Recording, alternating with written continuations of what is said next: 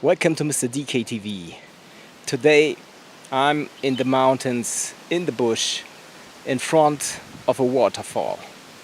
It's very nice here, and today I'd like to take you with me on a journey where I will tell you my story, how I have become a full-time soundpreneur, a full-time music producer and sound designer.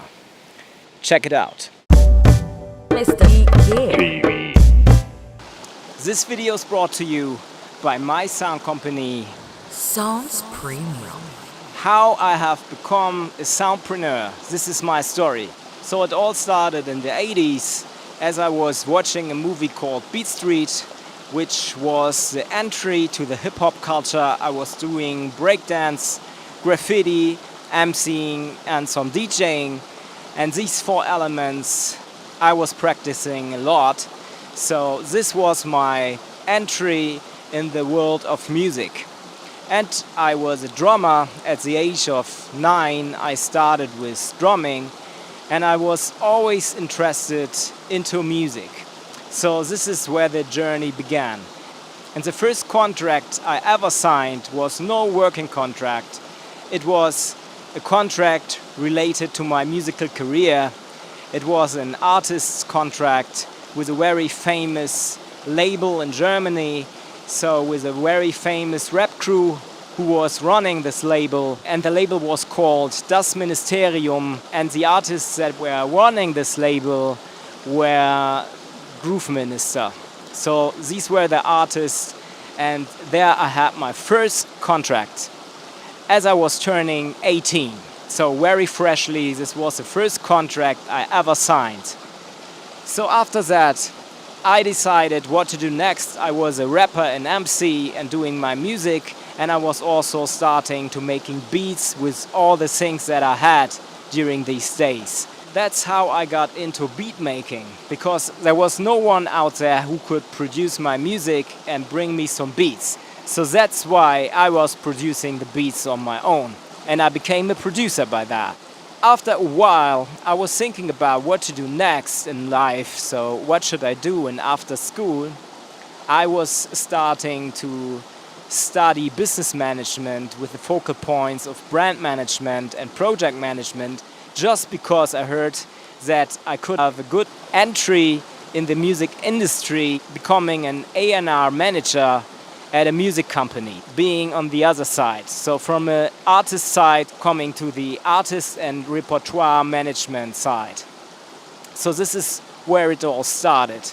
I was a graffiti writer, I was a breaker, and I was very deeply into hip-hop culture. And later on, I developed a strong love for reggae music. It came from ragamuffin music, which we call dancehall music today as well. And then I get more and more comfortable with modern roots music, conscious music in general. I was always looking for deep lyrics and good content. And with that, I was coming into reggae dancehall culture and into reggae dancehall scene. I was very interested in Africa, and that's why I'm living in Africa right now, in East Africa. I traveled to Ethiopia, and now I'm living in Mauritius, East Africa. Because I love Africa. Africa is the root of mankind. It is the root of music, root of reggae music, root of every kind of music and every style we can think of. So drumming is a very natural thing, and that's why I could identify with Africa always. And it was a big dream to go to Africa one day.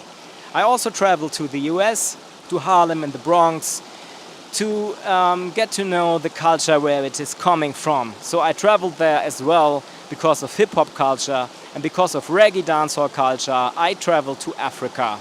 So Ethiopia was the first country I was traveling to in East Africa. Before that, I was just going to North Africa.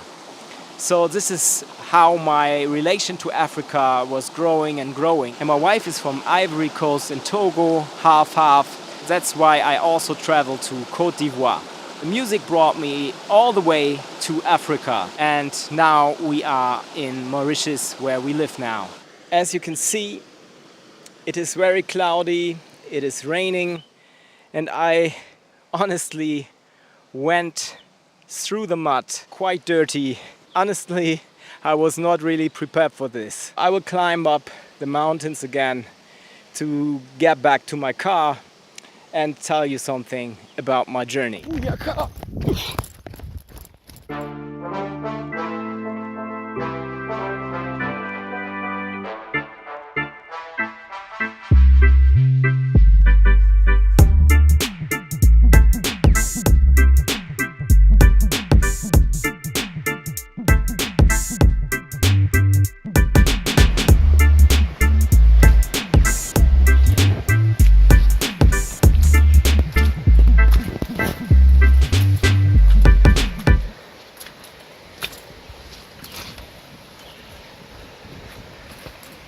Back in the car, very muddy as you can see. Arrived safely in the car. Now I'm driving back to my home.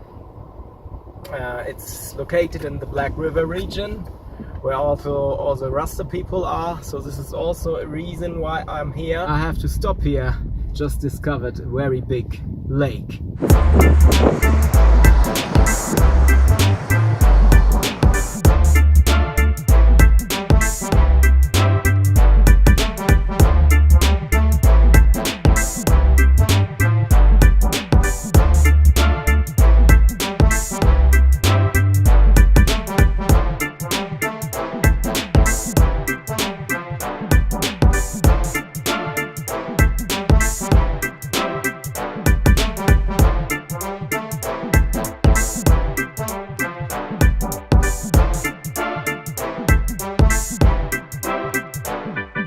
Back in the car. Yeah, we're driving here at the left side, like in Tanzania, like in South Africa. The same is here. So if you wonder why I'm sitting on the right side and driving the car, yeah, I'm very glad that I'm here, and I'm here just because of music. Music brought me here. I decided to become a full-time soundpreneur, and that's why I am here. I came a long way to make this happen. It took me years, and it's a long, long journey. So like climbing a mountain, reaching the mountaintop, it always takes time.